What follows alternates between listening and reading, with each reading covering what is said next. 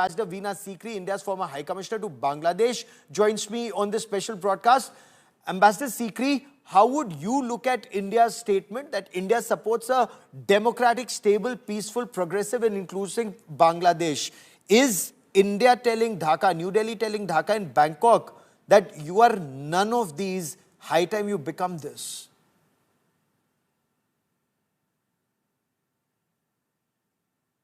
Ambassador Sikri, can you hear me? I can hear you, but what is happening? It's 10 minutes now. I'm sitting here on this channel. Go on, Ambassador Sikri.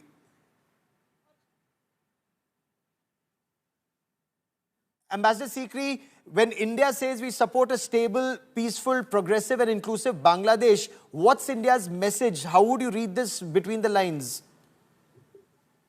Well, India wants early elections in Bangladesh. This is the need of the hour. We have said that India wants a democratic, stable, peaceful, prosperous and inclusive Bangladesh. Now, these are the 5 elements. We have to analyze each of these 5 elements and see. When we look at the first one, the democracy, the very first one is that this regime, are they capable of organizing elections? For me, it seems that they are unwilling or unable to organize elections. First of all, they're not even a caretaker government because they do not fulfill the mandates of being a neutral non-party regime. They have the Islamist parties within them. They have the Hizb ut-Tahrir, they have the Islami Andolan Bangladesh, they have the Hifadhat-e-Islam, and you have the jamaat-e-islami, which is the real power behind the throne of Muhammad Yunus. Muhammad Yunus is unable to act on his own without the Jamaat-e-Islami's clearance. So I think that the first thing to be seen is that unless there are democratically held elections in Bangladesh, which include all the political parties, which are free and fair,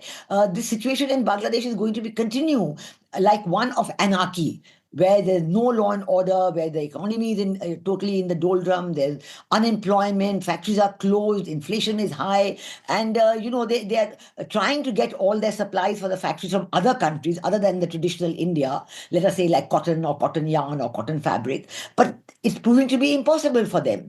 So I think that we have to call this government out, call the Yunus regime out on their ability to, or with their willingness to organize free, fair, and inclusive elections at the very earliest. Today in the bimstec summit in Bangkok, we did see that Muhammad Yunus in his speech said that he's going to have elections at the earliest. Now, here, this use of the word earliest was a move away from his earlier statements in Bangladesh, where he said, oh, it'll be at the end of this year or by June of next year. Very, very vague. But he also said in his speech in bimstec summit today that we are mandated to do reforms in Bangladesh. Now, this is my question. Who has mandated them to do reforms? This is not the job of an interim regime to do reforms. Reforms are the task of an elected parliament. So this mandate, this so-called mandate that Muhammad Yunus spoke about, really does not exist. So actually, they should give up this whole idea of reforms and just focus on getting in a caretaker government, which will be non-party, which will be neutral, and which will conduct the elections within 3 months. This is what has to happen in Bangladesh, and I sincerely hope Ambassador Sikri, Sheikh Hasina barely survived by the skin of her teeth as she escaped from Bangladesh. Radical Islamists were practically at her door. Now Dhaka wants India to extradite her. They spoke of Pratyarpan as advisor to their foreign minister said. How would you view this? Is Dhaka also seeking to gag her in India when they say that she's been making, in their words, incendiary speeches sitting in India? First of all, the whole process of extradition is a highly complex legal process. I think so far as I know, Bangladesh has only sent one note verbal saying, please send her back. Now, that is not the extradition process. The Bangladesh, within their own country, they have to conduct a full legal process. Trying her, what are they trying her for? What are they accusing her of? Even the UN report, the UN Volker Turk report, said quite clearly that the evidence we have been provided with does not enable us to assign any individual guilt. So there is no guilt at all with Sheikh Hasina for what she has done. So I think this whole business of extradition is a non-starter. They can talk as much as they want about it, but the question is that the extradition process means a full legal process in their country. Then they give the details to us. Then we do a full legal process here. It is not an easy process. It is very long. It is very complex. It is fully judicial.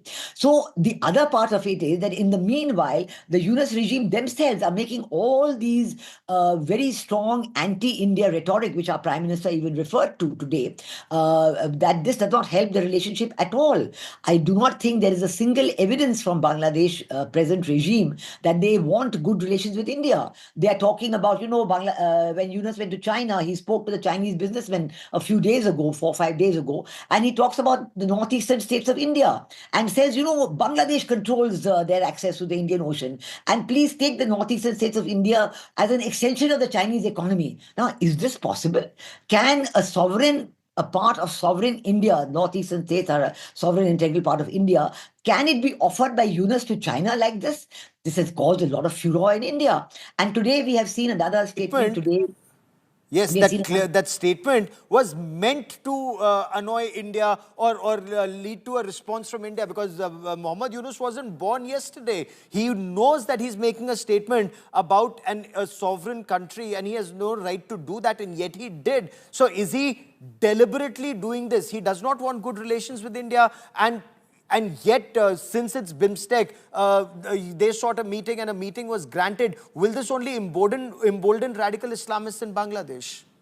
Well, I think the way in which our Prime Minister conducted the meeting, and he was very, very clear, he was very, very frank, and he laid all the cards on the table. There can be no anti-India rhetoric. You cannot blame, there must be democracy, peaceful, stable, and inclusive democracy in Bangladesh. That you cannot go on talking. Bangladesh keeps talking about so-called border killings, but it is their people who come and attack the BSF at night, and then when somebody gets hurt, then they, scream blue murder and say that this is what has happened. So I think all these issues have been called out, but now it is for India to read the writing on the wall, that can this Yunus regime, which is an illegal, unconstitutional regime, can they be expected to conduct free, fair and inclusive elections in Bangladesh? It seems to me to be highly unlikely. And, they're just staying on their own.